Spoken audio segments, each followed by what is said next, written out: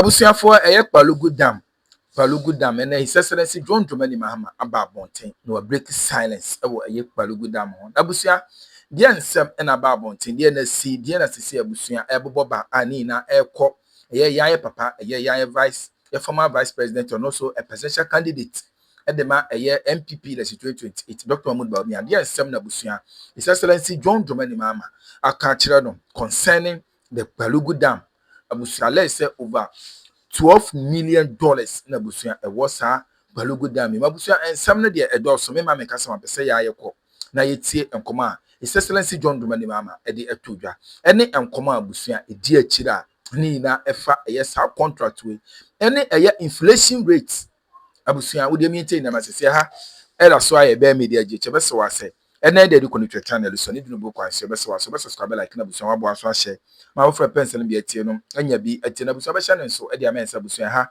se na ye ka no de bia no ha ye ni atem ya adwen e na ye kire bomodi aso be che wa adwen anya atem didie ye das. We're going to put more effort into the galamsey one. I don't kid myself that we don't have our own people involved. Way back in 2020, when the Russian-Ukrainian war broke out, inflation was 13.7% in the preceding month. In February, it went to 15.7%. What is inflation today? The cedi had depreciated. Today, the cedi has appreciated. Today, the situation is significantly different. You know, the previous government, you know what happened. There was a lot of riots and all that listening about Pwalugu Dam. Look, it is great loot and share. I will not shudder to say this. abusia mamu akwaba ebiem emma jumade so emrana sanso ya sanso francia ensama ekoso ewo oman Ghana mu yede ni nyina egu ho adi ama aifo ene wachi no abusia panikawu so adwumi aye krado a oba be biebie nsem nim na edimu nkomo president His Excellency John Dramani Mahama mampani edi nkomo afa galamsey ho ene wachi no enkomo webre ene diache eno da nchen a Felix of Olukachi at the Atudase, Iran, Israel, and of American Tokano, or my Ghana, Yanka Kuman to His Excellency John Dramani Mahama, Edishepa, Aguaquamua, and affect a quick one.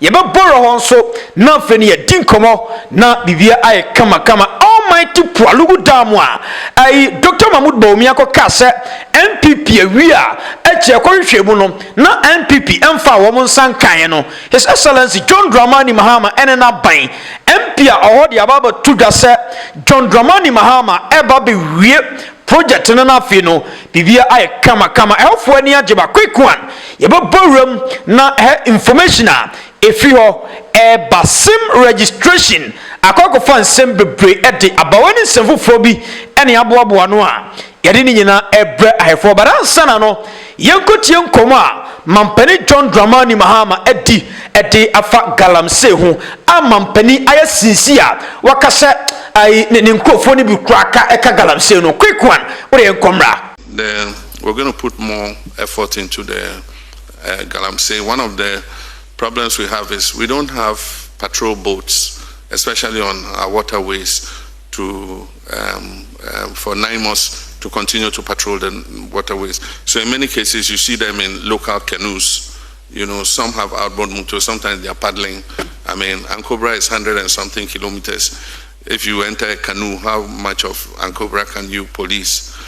And so with the collaboration of the finance minister, the Ministry of Defense and Ministry of Interior Police came with some requirements that they need, you know, for patrolling the water bodies, and then equipment they need to maintain. They need tents for the forest reserves. Once they've cleared the galamsey operators, they need to have tents where they can camp the soldiers and have kitchens where they can cook their food and all that kind of thing. So we're working with illegal mining. Illegal mining has eaten into the fabric of our society, and I must say that it is not only a menace to our society, but it has involved a circle of traditional rulers, political party appointees and everything. And so even when one party changes, those who were running some operation who were to one party will go to the next party and say, oh, now that you have come and take over this operation and let's share, and we too will be getting small this is what we're doing. And so I don't kid myself that we don't have our own people involved. And the work of the NIMOS is not easy. They go to a community and the chiefs, the youth, and everybody come out and resist them. And so I didn't kid myself that we will be able to win that fight overnight. But we cannot relent. We must continue. Company John Dramani Mahama. But and some doso, but I'm sanano, and come on, Mampani, the quick one. Yenin Komai. Mamincha ya phone na. The writer Adebia me can say we a politician and no nkyere say wo ka no kra obewu. Ana say wo ka no kra ebema vote swati. Na emom no enipa bia wo ye badwen ba bia adwen da ne tiri mu no.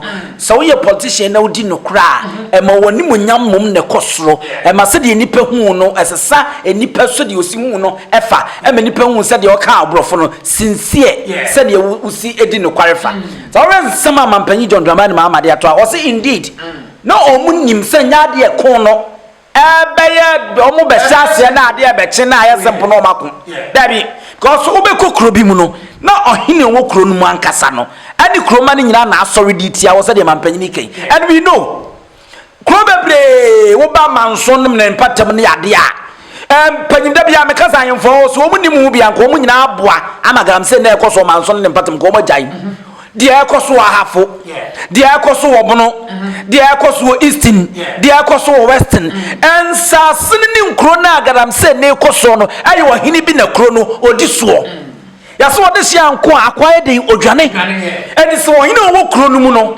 sane bonyo so a ko no kra ne be kwa kodwane ato aban no no ne aban na kwa apamo wo nkwa papa mbefa so mbe stop mbebunu na garam se wa asase no so ejida bia meka ma tumire ni ma kire sie se wo kwa asante mamponwa ho gold bia ni wa na nka eni ho no mepo na wo ni nyina gold taatamu nanso nam se wo hini nyansani bi ana wo ho nyankopon fa ne kransie da se bre osebonsu otosumienu na ode ne nasi fom one ne hema ajakoma du fie se ye sa si so de ye nya de be motu garam se no asante mampon garam se ni wo no mo a kire se wo hene no de nasi fom and mebure wo kro no mu nyina no nsu bu wo hene a che politician wo top wo but asase bia garam se ekoso bia no me de me se si me bon ma kan prenye fa se wo hene wo kro mu ho no apene so ayemfo no so kan exactly eti dia Mampanyi kan anu no na onsa subako no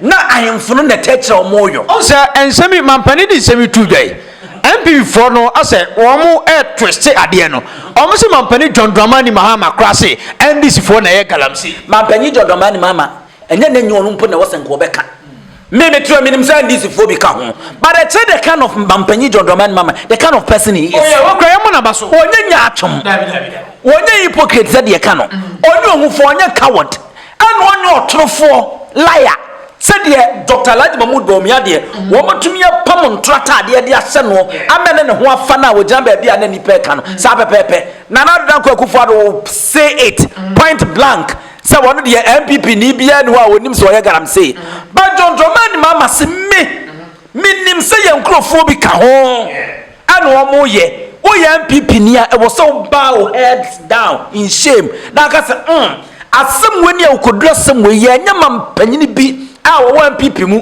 ye nya panyini bi a wo MPP mu entimi a make set bold statement and say John Dramani Mahama etimi aka no e kire se onim ne oyo na le di brata me no nya yeta no enya sutifi ne kwa ye so mo kwache MP no a bra nan mo so kwa ya no okwo ase ye mbeli wo mo no edi John Dramani Mahama ka se wono a wonim se ne nkrofo bi ka ho no wo mo ya ani wono na wo so ka ne mom no wa beka mbia hu se wo ye no kwafo and NDC for na nkasa wo mo nim se omumu bi ka ho na emeko no enwie peyo you can't say garam say fighter ekoso no MPP for nko a NDC for nko a both political parties they are all involved and the best thing is say o problem no so onyamu ba bi free bar se wo solve no easy but so bu anugu ba bi problem ni free a eba no na onye wadwe se won chase emfam free ho no wako na watu ano de afiri won ma obebre saa wuntimi so ano da mi se ebeto dwa se chama wuntumi akwa galamsey e wo forest mu na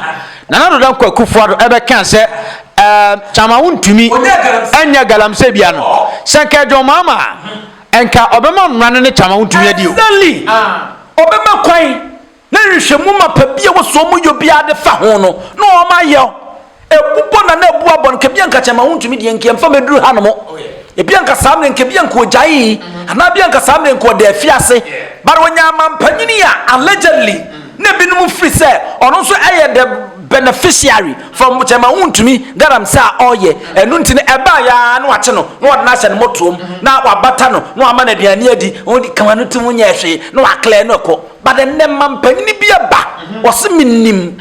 Even though I know some young kasa young crofo bi kan wa won mo the better na one such person on na open what me di no am to be frank maybe mun dada but to be frank after watching this video listening to him no am the kind of respect am what ma John Dramani ma ekosoro na me feel so obeka say yeah kokon no na media mi hu NDC ni bi a wa gram say ni bi NDC for the wo mo nka ho anka neya anka papa nka na respect am what man no kabekwa akodu negative 100 me was what you are true for nya no kwafo was ye de o man hye ne nsa such person cannot lead a dom but we prove every beyond doubt so he is the right choice the right person at the moment and se betimi akoni ya on chance em free ho nyame da ma onim se eye de ya ne nkrofo bi ka ho no de on chance ne ko na okono nko ne yie pa se ne be ya ye betumie galam se nya na ne ye be hyase Kwame Akroma peso adebo ahyase na wo mo ye na satam ni na wiase ni mie sa etu onya pompantre bia na ode asewura bi na ode apia guso na aja wakota ba bi no awia no ayi but then no technology ni e kon kan no ana shamfa no nyina aba ene mfidi awodo aba e di sinsu ani etimi ye ntotototo no ne de yese no eno na de wo how de aba yi eno nti kwa papa ebetimi afaso ye ntimi ntu ase kra na ye bebre na se na wo ma wo som supervise na ba bia ni kwase nipa ye garamse kokoduro ensuo ho ani ye kwaye ne mu no ye betimi ya bra na etimi amọ man na de no ye nyina ye ho atoye etisi enya such leader I think say the fight no ewo nipa titru and as the right person sema ye yiri say ebeko ye di amọ man quick one obo pie mo man Ghana we say nkomo ekoso aye Iran Israel and American tokwai say his excellency John Dramani Mahama nhwe yi a one hwe ade to ye COVID-19 ni Russia ni Ukraine time no one hwe ya ebeto ya bro enti wonsi etwa se petrol 1 liter eco 23 cedi say the MPP time eco 23 cedi no ya toa se ne mabo kosoro but his excellency John Dramani Mahama ne na ban fellows of Ozuko achedi nkomo bi yenkotie nkomo ne mra wose wo mu die ni MPP die difference ewom edenti no kasa yenkomo ekoba ebedi nkomo way back in 2020 because of their mismanagement, you know, the reckless way in which they mismanaged our finances. By the end of 2020, they had incurred an unprecedented deficit of 15%. So our debt began to rise, our currency began to fall, inflation began to rise. When the Russian-Ukrainian war broke out in February 24th, 2022, inflation was 13.7% in the preceding month.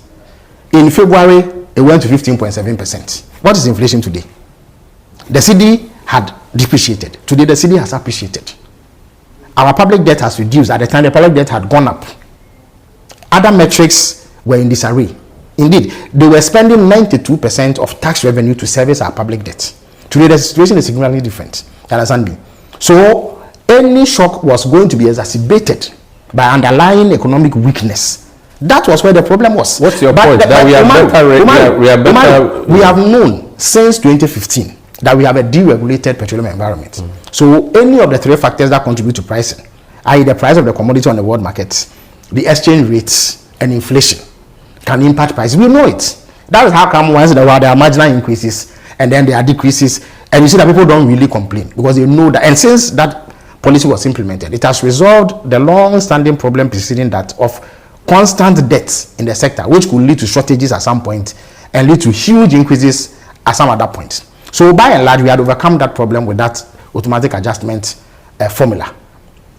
So if an increase in the world market price occurs and the economic fundamentals are stable, the increases that will occur will not be as much as if your economy is on the verge of collapse like happened under the MPP. So mind you that around that time, fuel prices went as high as 23 cedis for diesel. and 17 cedis for petrol. Today, that is not the case. The reason being that the cedi has appreciated, it has been stable, and the inflation is very low. Are you saying we are better prepared now and that we shouldn't expect to be hit hard? First of all, it depends on what has happened. If the situation exceeds normal limits, it will not be surprising to see a certain level of impact. But that impact is cushioned by better economic fundamentals. You understand me? So those who think that it is an opportunity for the NPP to shortage of fuel, I'm not sure your fundamentals. First of all, there will be no shortage of fuel. Why would there be a shortage of fuel? If 20% of global fuel is affected, that has a ripple effect. But that would not be, nobody would force the government of Ghana for that. Who would? Felix Ofuzukwachi. Yatra yaka. Na yemi da sa Felix Ofuzukwachi o ya bana kasa kasa mafunso o de aba abeto so. The better okay bibi ka inflation asem. And the better say enna no. Say o man timi to petrol na nu 17 nu 23. Enu 25 1 pp per so a. Ne e won hira bi wase da bi ayeku egotodua ni ma yemfa ma finance minister ne mampanyini ni NDC aban. Adan me ba. Petrol ye koso kakra. Ye na do pen so no. Petrol no kodu 100,000 per barrel na US dollars na. Eno na your two mo kodu 23 and 25 no. Ana ye to no Ghana ha no because that time na cedi no was 17. Satam ni enya wo mo ye leaders na wo mo manage economy na o mo nwene enu nti na economy no entimi nyina ne na so ennei wonim say 100,000 per barrel na na ye to twem kura kodu 105 me no kase so ma sa to mu biam di I don't know enti samen nka wo se nke to petrol ni diesel no 25 ni 23 ni bi but wonim di entra the managers of our economy the enshasoa wo mo se wo mo so no mo bu wo mo ho enshasoa mo so the physical discipline. I like it go furu de onya de o nya de enti na mo wa ha no go do ba bi na me de wa no wa paja enti na na kamini wa kama de akibi this obi enim so ya de ai enti the enshasoa ma so mo so kan say wo brofo physical discipline. The physical discipline no eno na physical discipline na de computer we kwa de friends de no che computer bi hwan Beatrice computer kwa wonimu tata we kwata computer ni ma lady bi na ya no to na ya no chere computer no e de the brighter eno na sa physical discipline no eno na me abeduru ha because dollar no once se de si huri a e ko nyina na e ko so nyina no dollar no da so nyina 11 no entimi nko ba bia eno na aboa ya ma ye to petrol no 11 no and 14 ye kasami nke 23 ni bi e chese ye woni pe bia e basa o man ni sika sam ye ntoto ano a o mu ye gudu ho no mo e di fere so fozu ko ache de me di we bi so ye mon kompon na ye nko ye chini ye nko hwe both NDC and NDC from John Dramani Mahama 2012 Edibesi 2016 and another Danko Akufo-Addo 2017 Edibesi 2012 na yendre the managers of our economy the Bank of Ghana one modern ba one bon hono Gibraltar woko NDC afemwa from 2012 to 2016 aya profit nko na Bank of Ghana nyaye profit nko 1.5 billion 500 million profit here 900 million profit here 1 billion profit here 700 million profit 2016 oba NPP hono ma 1.5 billion loss 2017 800 million loss 2018 2019 no mo yade ene nya 1.8 profit here 2020 ene nya 1.6 billion profit here 2021 ene nya 1.2 billion profit here 2022 60 billion loss and a Bank of Ghana elusuye ne ko 2023 kwa dia bankrupt oti asese you can't bankrupt out as you say. Show them your English part. Exactly. Ebi ni hokra. Wako bankrupt at sisi some day you need be 2023. They are about to jam. And it's all this both political parties. Currently, John Dramani Mahama 2012 to 2016. Now in another Akufo-Addo 2017 to 2022. No, and they compare. Utimu say your managers and your managers. And on the net, the better idea kajinamu. Amene yaba bedru hanma from no and na so enu MPP baby first or mudi kokodu ye no it is what the fellows of Ozuko achasem ya working now the tun seniani now so be due diligence now we political lens in the free weni now you want to so obey fair and you neutral being fair no analysis ni ya obo say yes and this is so far so good omo modern e wo economy no enfa ho and or the Russia and Ukraine and or the Iran US Israel or the higher comparison my sa comparison no ha but near wo sa kan wo no je onya akonya no amisa nche mu biem ne yentwe Ukraine and Russia ebeye two nations and omo eko and woman to kwana woman kon woman mienu nko an woman kon tell me any products US and Russia and Ukraine produce the whole world no say ama e betimi affect just tell me because the rate now ya enye Ukraine kwa na e rate na kwase e say anwa now ya enye Ukraine kwa na ya anwa say sardine now ya enye Ukraine kwa na ye sardine ene ade o kan by petrol so Iran nkwan so na ban ma be kire wo ya de tun sanye ni ya percentage so ko wiase nyina Strait of Hormuz no eye kwan na edapo so no more than 20% ye form no ho nam edeba go and check Iran 1% a wo nko a petrol a wo de sum wiase nyina wo mo edoso pa it is a 20% and am honom na edeba hono so eye so ekwan bomu a edemu kama e wo pono so a efimi famu ba na wiase nyina enya bie India nom China nom US nom Russia nom South Korea nom ani amawdo nyina enya bi na edifi ho nti sene South Strait of Hormuz no se ya tumu a ani kaga na yebeka se na ade na yekra de petrol cry was say kedi ho ya because ye tubi wo maimu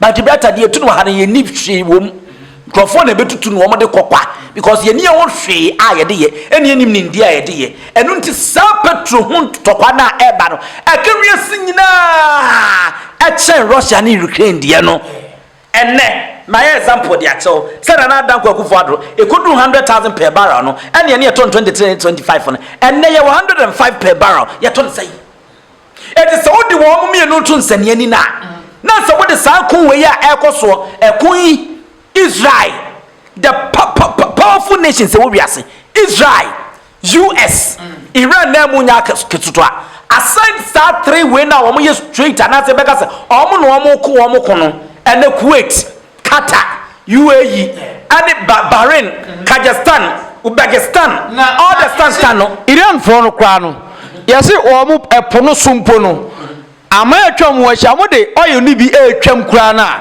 won be bombo ade na nya na mi bobodi enti na mi bobo sa di ni ba sa amai ni nyina no affect wo mo ene ba bia US embassy wo bia no affect wo mo en sa wo hwe ba bia Iran da na odayi papa Africa kakra Europe kakra ana sa Middle East wo mo kakra enti odayi a ekona ekono yesi se aboa no ma na ni bere a o keka rough se de US bia ye wo mo ni ntino ekono eye wo mo ni US ani Israel na ekon but obi okote koyidi moko ama ponjani abetin fifiri eno na ama ntansa na beso wiase nyina so ni brighter enti so we ban modern ba so far wo mo bo ba bia petrol bo akodura eseminu mienu senkenenke sa ko back memo anka na me ton 140 ka wo senka sa ko do 200 na na ye ton dada no 180 na na ye ton dada no but that's at now me hu ade bia ya ton because of the war no Russia ni Ukraine wo kone Christ Russia ni Ukraine ko enti ya ton nenim ene ne bonum o ko fa wo yere kra na yere ka jo se Russia ni Ukraine ko enu nti matum enti bibia hijacking because of Russia and Ukraine war and ye kan o mo ka kire ye se eno na affect yenye enti ene sa maya kese we mi ense ko ama amaya o mo kra do mo ton ba bia o mo nka so na o mo nye straight yi na ka wo mo na wo to no na sa wo se won ti ase a na what kind of a person are you enti na the last time me catch you say those who defended Russia Ukraine war na sa cathedral why and na wo no person mo painti aban black no na be den and a such person ya jwadi about political party ya fan serious na awon for so say NPP time COVID ebae COVID say and the na wiase nyina ho enu kwa no NPP for no kasa mo se na de nya COVID NDC de ebae de amo se de the right COVID nearby, ya can want some catcher. It remember my bank of World Bank, Sika, what the better people be catchers and Tessa, and my World Bank better one more to COVID no Ghana Yeska. Yam for switcher or might be even China now, COVID Nankasa, a developer free one man, and for so in your free one, and none near catch the war. Sasa aban ye serious. Ana Ghana hanya pipi ni ndisia. Sama nka COVID-19 no kran ko ma woso ko mo dam nkanya nipa ketwa.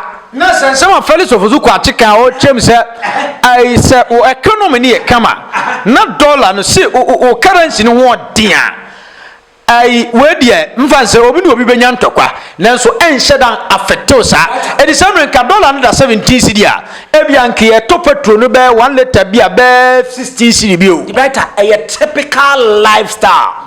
Mienu the brighter ene no fisa niema aye wo ya abrante ohun oden wo economy ne se nei na wo hu oden na otimi ya dwuma kakra no betimi ape bibi kakra na ade ato baabie ebedu baabi no economy na ebesa eya wo body no se de na osi movie no na ade ko up and down bada bia na wo de ya adwuma no se se wontumi nkobiem enti life no gina wo so ene na wode won se wan pe bibi kakra mfa anto baabia obedru baabia no ntumi nya adwuma se de na wo ya brante na otumi yo enti wa economy na affect o but de otumi bo modern na ne mranti brem ni maba wa brem no wode se de asandaachi bi wo honom no no wo hye ase se wo ye no edru ne mpanyim firem ne ne brem mu ade brighter omre saa esen wo a wa amre no ebi na ne ye huin Omai no nya kandifo a wo mo dwen daakye eno nto omo ye omadwe se ombeto fapem ni yie e we sikasem even though baby ombefa ko ene na nye said Dr. Alhaji Mahmoud Bawumia kan no when the fundamentals are weak the exchange rate will expose you sana se fundamental na nke ye weak ya blend this by ya ka exchange rate ka se de se ne mesi ko wiase ka expose wo mo but at forcing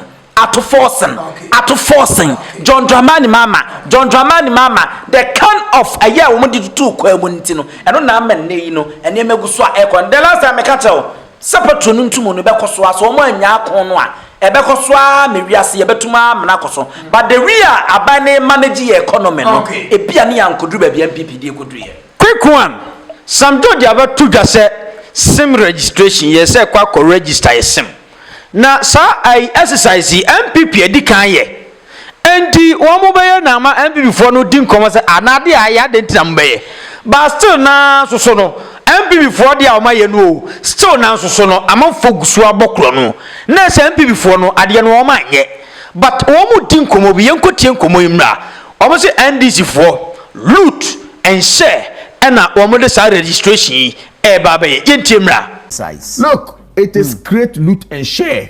I will not shudder to say this. Do we know the budget for the entire exercise? Of course, we have to go into it. That's why I said that somebody used budget yesterday. And if that was not done and that budget for some reason you think that was needless, then it means that there has been a financial loss. And if a financial loss has been occasioned, there is a law in this country that goes after that person. And you as a minister, if you claim that you are so sacrosanct, you are so clean, and that you are so somebody who will fight against corruption, who will protect the public purse, then it is about time that after review your handing over, you tell us that so and so person ought to be investigated for doing this. You haven't done that. You have just sat down from your dream, you get up and say, oh, we want to do citizen registration again. An audit has been done, over 2 million if like subscribers that were audited. It's established that there's a zero match. If you listen to me earlier, I'm saying that these are machines we work with. I have not ruled out errors. True. And clerical, if you like, imperfections. True. Whatever, or in the course of it, technical imperfections. I have not ruled out that. So if we have so number, and you have established as a mismatch, what you have to do is to even do re-registration for those 2 million people. You understand what I mean? If you indeed have actually established that these are 2 million people, and given our verification, we do not have matching fingerprints. These 2 million people, you can verify them. Right. You can say that, look, XYZ we have done, we haven't had this, we think that this ought to be done again. But don't come and then let it look as if nothing has been done at all. Why? We listened to some God when we were doing same registration. He was all over, poo-pooing it. Okay, we listened to him. So is it to satisfy his ego because he made some comments? Or what? So I think that the communication is quite bad and low. And again, it's going to cost this nation some millions of cedis again. That is why I'm saying that look at it properly. Somebody is sitting somewhere wanting to create loot and share. For me, I think this exercise is needless. We don't have to go through it. We should do an audit of what we have. And Deputy National Communications Director, Emma NPP. Quick one. Okay, but I say, na some na waka no pese me fa ne mienu na ye hwe. The brighter say aban ne kase oba be fofra. The last time better na me ne aban ne nya adwen me ka ma adwen pa. But after going through why and how until pese wo sa ame ye bibia fo no, I think say it's worth so what's ye yo. And then the brighter one say ya register aya yet still sister new London ne koso. Yes still oh yes sika to phone so anakwase bia frɛ wo sɛ wono asɛnde sika nti sɛnde na fama no wa ma wadwena anye faster obetu ani no na wo kakra da phone so no na ɔde kɔ na kwase bi de kɔ sɛ ye bɛyɛ foforo na ye betumi asisa ne ma we nyina kwan a anya hallelujah because to that the brighter ya na airtime ya na areho the real microphone nipa e wo mobile phone so no e fine and then no some do ja kyerem o betina wo say ya fa finger no ya be sa fa face was it the first time I be biometric ankasa full one I registration sim registration or kyerem a obi ntimi mfa ne din and register some and for many people from any news the better and I'm telling you there are a lot of foreigners need to Nigerians no use mobile sim ya register onya Ghana card wo hene because me say Ghana card Ghana phone kwa no register dia momo onya Ghana card wo hene so you foreigner na bia person use sim ha I think that there are another channel obetumi pass it through obetumi nya sim no use so ye dey omo be sa de no se ne be ya would better won't me fa Ghana card Uncle register some enfa mamia busia panini ama minu so a the better e beye den na enfa pepepe yoma e kire se wodi mu ya sobrache now the Ghana card register the the brighter na the brighter the kobokro no wo de be choose street and the work company was a mere nipa ne beto no sim so no ye be hu ti ye be block sa asem na ye ntimi ma nipa kro no enyo so because obi na din dia register no de ama no obe use so the brighter e perfect e be boa ama enieme mu ada ho fan e kire se de omo ye no wo ma anya ne yie wo ka asem bi ma me make correction o se MPP edi kan ye NDC di ka sha 2011 o ko first registration almost as 2011 the NDC peso John Evans Atames and John Mahama won peso and almost ase ansa no almost MPP ba ye almost abe ye bi mu a ye koye ne mprensa so o ma me ye hunu se we mumu no no ba be ne krogen it better they make any yam for support ma ban no no munyo but we can send me wa ha eno so ye good pair was ye hwe ne etie ne etu ho anamo and obeka ya ma make that statement ne pan e wa ha se sim registration no all aso kama ye tiase se since the new London no cyber bullying no and sa krono na wo mo de sim no ebo no enu nti no wo mo ba beye sanuti na mo ba beye dia nenne aban fofra ba no wo se registration na mo ye no no enye botaye no de na sa na oka che as Minister of Communications dia ene na che se jirigogo bia koso wo baabi enu nti dia wo bo modern amwa ama pepepe yo ama no no e wo se ye de ni gira mranim eno so me ni wo wura yi aden as Minister of Communications Sam George as government sanchire ne de hone pata amanfo nheda ne NDC aban nya adwen eti niam guna kwam doma ma ye adwuma banchire ne de mu ni se wo fom no because won't me kan che say ye ba be sim registration foforo ada ya wo mo di ka ye na anya ni yiye na de better wa anya ni anya cause financial loss to the state no cause eti sa ni pa no to open ni ana open say eti won't me nche no eti ane se won so be na so de na amfa omo so ba omo so nya na ko hu de better no I was see you see the baby as a sacrifice go to near the woman gina one more near the woman so dear at the mouth of floor ye said Jimmy no and name my own Facebook Awa Muhammad wako posting I Freddie Blay has been granted bail it is very sad say a whole former MP former party chairman and he was here and we reading the credentials here now court be remanding no nam say wa Muhammad so sometimes no ya dem bisa say what kind of Muslim are you wo Muslim be pa now you what da so akonche mu nwie what to kan kwas it is say former MP nti sabia kroto e ko ba say wajimi no obu mra no so a mra ne mfa nche no because a former MP or your former party chairman. This what means a munu no boom ran so I am function because former MP and former party chairman is bigger than our loss on our land. No. So we be within some Rubian, I was some man in D. So I am Sadian and answers some dog, they walk and and another NDC for an answer Ghana for Bika, someone so a avenue to create a loot and share no, and I obey no, and be never son until done no prove Ghanaians wrong. Quick one, Pwalugu Dam. Dr. Mahmoud Bawumia be chan throw Akroma say wama ye. Then so area China MPP anye. Honorable Daniel Mahama Edin Sembebre Atuga. Also John Mahama kwa Pwalugu Dam. MP Ohona Kasano. Quick one, Yentinimra. Your constituents ask you about the dam, what do you tell them? Oh, when the constituents ask about the dam, I know with NDC when we promise we'll deliver. You will, huh? Yes. We are actually trying to put things in order to get the Pwalugu Dam in motion. And you look at the big push, things are going on.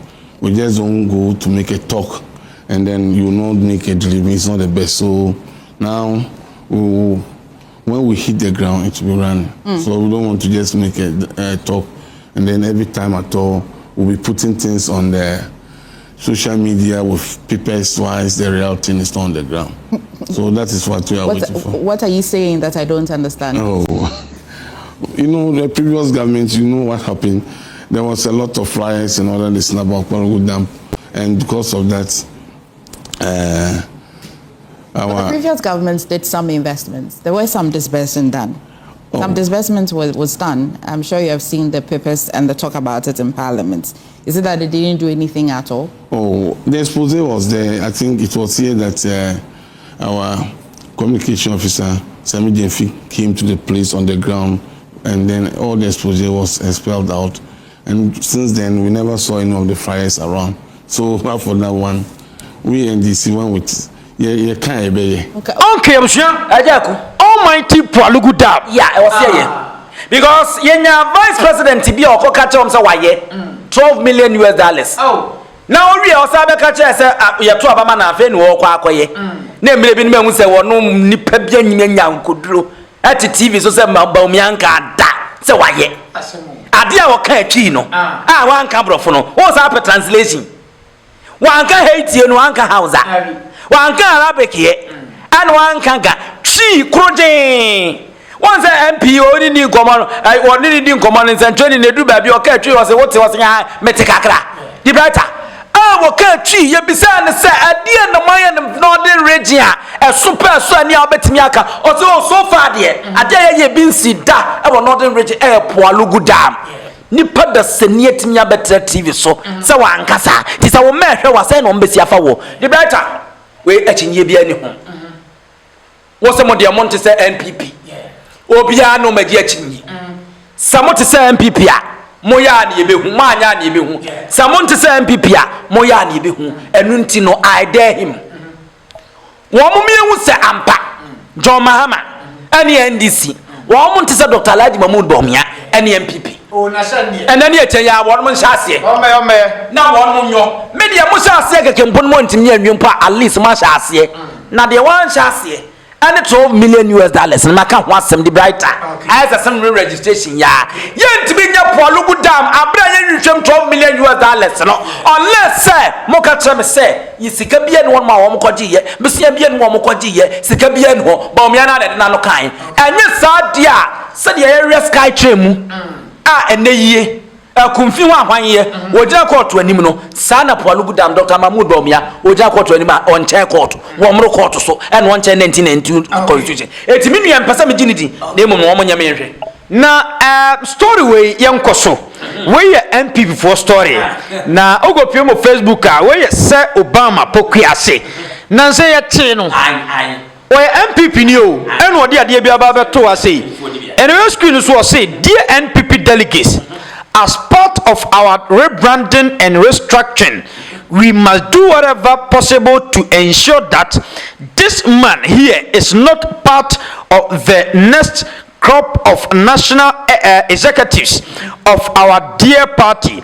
If he still wants to serve, he should go to the constituency level. 2028 is for serious business.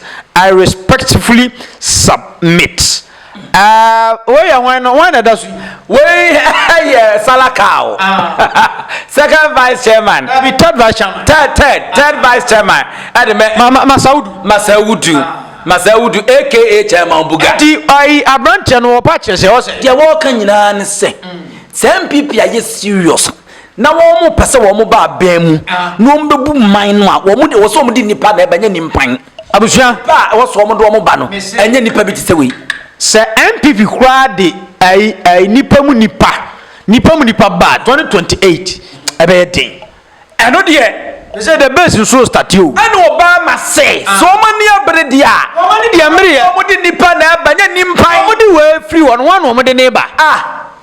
Now tell me say Boache Jako per national chairman. Most chairman won't win yet, chairman won't win yet. Eti woman for Boache Jako. None who say Boache Jako kind. Actually, Mimi who are there we are say Obama Pokwasi Atronam Obama, what we are campaign about Bawumia. When the Bawumia so say na dantemo. Salakao, any Bawumia so say na dantemo. The brighter. There are some people woman ya kwanya one bobo Europe. Stamford Bridge. New Campo, any other stadium Saka, they are not much better than Omomuguatunsu Park, so Ebo Sunday special, but they are dumbi. Dr. Laji Mahmoud Bawumia want Salakao. No, I am doing the light in the torn so. I know to be a flag bearer, the man NPP, and now be a vice president on Salakao. Tieniepa. Papa we ought to Salakao. And now that I'm to me channel. Ebia sika na abeka so che no but ye hwe wo intelligent said you must generate kasa ye said you must ye wo made a even we kra ye far ahead of chairman untumi because we brofo no emu da ho eye bebre e chairman untumi nti se wo de wei ene chairman untumi ene Dr. Laji Mahmoud Bawumia si won ma me e be very difficult say metimi ayi wo mu bi ahead of papa we say because ebe concert they are all perfect ebe si enchantro they are all perfect. The brighter, I don't want to use words say Jimia. They are all perfect. Now standard back.